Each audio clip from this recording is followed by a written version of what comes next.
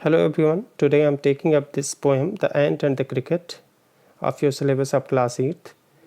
This poem conveys a very realistic message. It shows if one doesn't think for future, he is destined to suffer.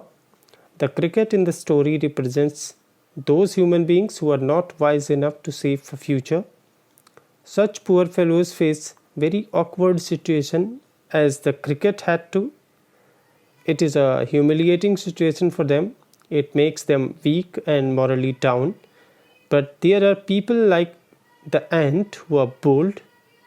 Their boldness is only due to their planned life. They live happily forever. Dear students, it is a real life. We should be like the ant, not the cricket. It makes our life comfortable. So I would go for line by line explanation of this poem. First, let me tell you the poem is a fable, and a fable is a story, is a poem that conveys a moral that has animals as characters. This poem is about an ant and a cricket and contains an idea of far-reaching significance which is as true of a four-legged cricket as of two-legged one. It is applicable on us as well, on humans as well. The moral behind the poem is live today but save for tomorrow. Today is very important because only this is the only time which we can control. We cannot change our past. We cannot make our future. The only time what is in our hand is present. So we have to utilize every second we have. We have to be wise enough to take good decisions. We should not waste it. We should not waste our energy or time in useless activities. The fable, as I have already told you, the story about animals that has a moral. Here we go for the explanation. A silly young cricket, accustomed to sing through the warm sunny months of gay summer and spring, began to complain when he found that at home his cupboard was empty and winter was come. Dear students, the silly young cricket was fun-loving and he loved merrymaking as well. He used to sing all through the pleasant sunny months of summer and spring. Because he was short-sighted. He did not bother to store food for the rainy season and cold winter because he was not aware of such things. Not a crumb to be found on the snow-covered ground, not a flower could he see, not a leaf on a tree. Oh, what will become, says the cricket of me. Because he was short-sighted, he did not bother to store any food or anything for him for rainy season and for cold season. But when the earth was covered with ice and snow, he could not find anything. He found that he had nothing to eat.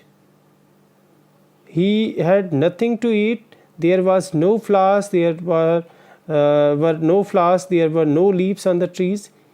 So he grew nervous. And what will become, says the cricket of me, means starvation could be seen over his face. At last, by starvation and famine made bold, all dripping with wet and all trembling with cold, away he set off to a miserly ant to set if to keep him alive he would grant.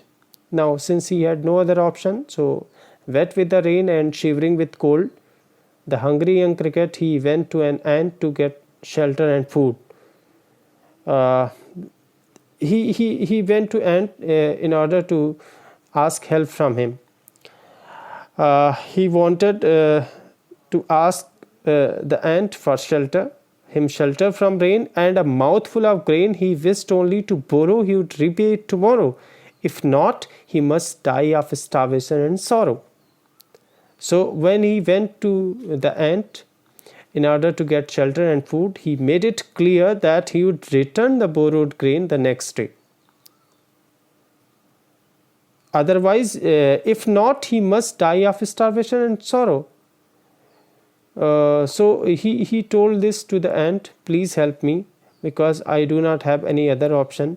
I do not have any other source to get help from. So please help me, otherwise I will die. I will die of starvation and sorrow.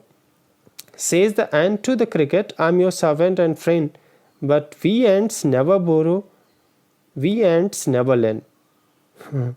See, the miserly ant said humbly that she was the servant and friend of the cricket, but as a matter of principle, the ants neither borrow nor lend. She asked, she said humbly, Sir, I cannot help you, since we are following this principle that we never borrow, we never lend. But tell me, dear cricket, did you lay nothing by when the weather was warm? Quoth the cricket, Not I. And she asked, why he never bothered to store something for the rainy day? Means you should. The cricket, says, quoth the cricket, Not I. You did, yes, you did, but I could not. I didn't do that thing. My heart was so light that I sang day and night, for all nature looked gay. You sang, sir, you say? Cricket says, I sang those days only. Because my heart was light, I was very cheerful, because I love merry making, so that's why I only sang and sang. The ant says, Oh, you are saying you sang. Thus ending, then go then, says the ant, and dance the winter away. The ant further says, okay, fine, if you sang those days, then it's winter time, go and pass this winter by dancing. So in a very humorous way she says this. The ant cricket admitted that he had been careless and foolish. He enjoyed the beauties of summer and sang merrily. The ant then told him bluntly to go and dance all winter away. She turned the poor cricket out. Thus ending, he hastily lifted the wicket, since he could not get any help from the ant. So he had to leave that place, and out of the door turned the poor little cricket. Folks call this a fable. I'll warrant it true, though it's a fable, but I tell you that it is true. If you are like cricket, you'd get the same response from others. If you are like cricket, only this thing will happen with you. So please be careful. Be like ant, not like cricket. Some cricket have 4 legs and some have 2.